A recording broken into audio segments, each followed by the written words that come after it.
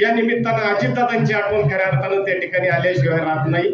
आपल्या सगळ्यांचं दैवत ज्या माणसाने हा महाराष्ट्र उभा केला चांद्यापासून तर बांद्यापर्यंत, असंख्य कार्यकर्ते या समाजामध्ये पर्वत आणले, शेतकऱ्यांची मुलं माझ्यासारखा देखील कार्यकर्ता त्या ठिकाणी आज आमचं काय 25 म्हशी आमच्या हवेली तालुक्याने कधी आमदारकीचं स्वप्न कधी पाहिलं नव्हतं। स्वर्गीय अण्णासाहेब मगरांच्या नंतर पहिल्यांदा या हवेली तालुक्याला कुठली उमेदवारी दिली तर ती दादांच्या माध्यमातून, आणि त्याला साक्षीदार या ठिकाणी नागवडेताई आहेत। आणि हा जो विचार आहे, हा विचार होण्याचं काम शिवशाहू फुले आंबेडकरांचा विचार, तो विचार पुढे नेण्याचं काम दादांचा विचार, हा दादा ही व्यक्ती नव्हती तर तो एक विचार होता, आणि तो विचार पुढे नेण्याचं काम निश्चितपणे आमच्यासारखी मंडळी त्या ठिकाणी इथून पुढच्या काळामध्ये आम्ही ते करणार आहोत। दौंडचा हा परिसर लॉजिस्टिक हब म्हणून त्या ठिकाणी आपल्या समोर येणार आहे, जेणेकरून आज नगर रोड जर पाहिलं तर त्या ठिकाणी फ्लायओव्हर मेट्रो होते,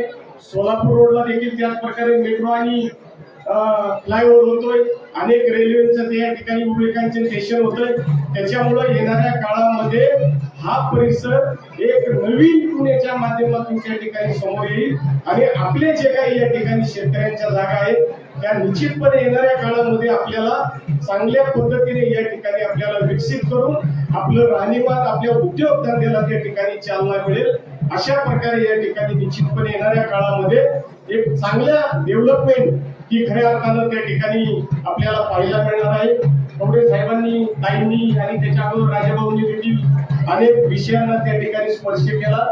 खरं तर आपण उद्देश देखील चांगले केले तर आपल्याला मी थोडासा विधानसभेचा आता जी आमची या विधानसभेचे आमचे अधिवेशन पार पडलं त्याच्यामध्ये सदाभाऊ खोतारे आम्ही जेवण करत होतो। आमचे दुसरे आमदार त्या ठिकाणी शंकरराव मांडेकर यांनी सदाभाऊला जेवता जेवता सांगितलं की भाऊ तुम्ही लय चांगले बोलता, तुम्ही कायम विरोधी पक्षात पाहिजे, तुम्ही इकडे शोभत नाही।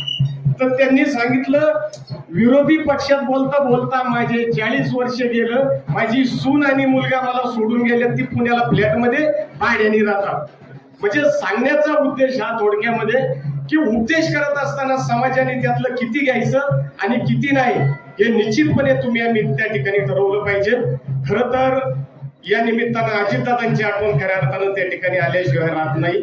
आपल्या सगळ्यांचं दैवत ज्या माणसाने हा महाराष्ट्र उभा केला चांद्यापासून तर बांद्यापर्यंत, असंख्य कार्यकर्ते या समाजामध्ये पर्वत आणले, शेतकऱ्यांची मुलं माझ्यासारखा देखील कार्यकर्ता त्या ठिकाणी आज आमचं काय 25 म्हशी आमच्या हवेली तालुक्याने कधी आमदारकीचं स्वप्न कधी पाहिलं नव्हतं। स्वर्गीय अण्णासाहेब मगरांच्या नंतर पहिल्यांदा या हवेली तालुक्याला कुठली उमेदवारी दिली तर ती दादांच्या माध्यमातून, आणि त्याला साक्षीदार या ठिकाणी नागवडेताई आहेत। आणि हा जो विचार आहे, हा विचार होण्याचं काम शिवशाहू फुले आंबेडकरांचा विचार, तो विचार पुढे नेण्याचं काम दादांचा विचार, हा दादा ही व्यक्ती नव्हती तर तो एक विचार होता, आणि तो विचार पुढे नेण्याचं काम निश्चितपणे आमच्यासारखी मंडळी त्या ठिकाणी इथून पुढच्या काळामध्ये आम्ही ते करणार आहोत। खरं तर अशी ही जी व्यक्तिमत्व होती ही ज्या टायमाला समाजातून जातात ना तर त्या टायमाला समाजाचंही फार मोठं नुकसान त्या ठिकाणी होत असतं।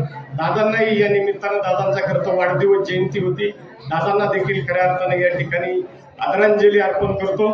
आणि आपण सर्वजण या ठिकाणी या महापूजेच्या निमित्तानं सालाबाद प्रमाणे याही वर्षी उपस्थित झाला। आपल्या सर्वांना आषाढी एकादशीच्या खूप खूप शुभेच्छा देतो। आपल्या सगळ्यांना चांगलं आरोग्य मिळो, चांगलं आयुष्य मिळो, येडापेडा टळू द्या आणि सगळ्यांच्या आयुष्यात चांगले दिवस येऊ द्या ही पांडुरंग चरणी या ठिकाणी मी प्रार्थना करतो। आणि या महापूजेसाठी आपण राजाभाऊ वस्तील अध्यक्ष, सर्व संचालक मंडळ असेल आणि सगळ्यांचं मी मनापासून धन्यवाद देतो, आभार व्यक्त करतो की आपण सर्वांनी या ठिकाणी आम्हाला महापूजेचा मान दिला, बोलवलं, मान सन्मान केला, त्याबद्दल मी आपल्या सर्वांचं मनापासून धन्यवाद देतो, आभार व्यक्त करतो। आणि या ठिकाणी थांबत असताना पुढल्या वेळेस कवडे साहेबांचे एक व्याख्यान ठेवा ही पण विनंती करतो आणि या ठिकाणी थांबतो। जय हिंद, जय महाराष्ट्र। यानंतर 2 मिनिटं यानंतर आभाराचं गोड काम डाळिंब ग्रामपंचायतचे उपसरपंच सागर रामदास मस्के यांना विनंती करतो की आपण सर्वांचे आभार मानावे। उपस्थित सन्माननीय व्यासपीठ, आषाढी एकादशीच्या निमित्तानं प्रति पंढरपूर म्हणून ओळखल्या जाणाऱ्या डाळिंबनामध्ये शिरूर हवेलीचे आमदार सन्माननीय ज्ञानेश्वर आबा उर्फ माऊली आबा कटके यांच्या शुभहस्ते या ठिकाणी महापूजेचं आयोजन करण्यात आले होते।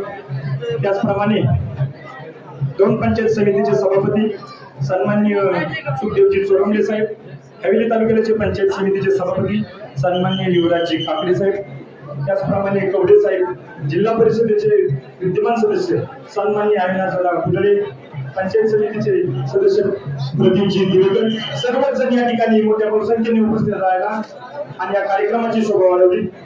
या ठिकाणी काही अर्थाने लाखो भाविक येऊन दर्शन घेत असतात।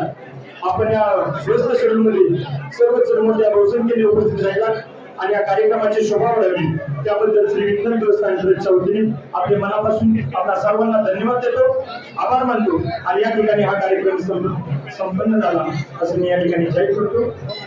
ठीक आहे, धन्यवाद।